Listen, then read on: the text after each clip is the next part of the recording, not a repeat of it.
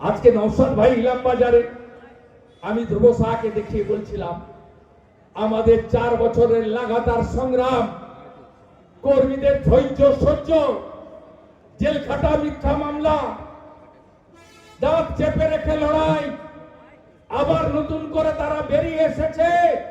তাই আজকে সিপিএম মিছিল করছে, মিল্টন রশিদ ভাষণ দিচ্ছে, নওশাদ ভাই ইলাম বাজারে সভা করছে। এটা বিজেপি না থাকলে হতো না।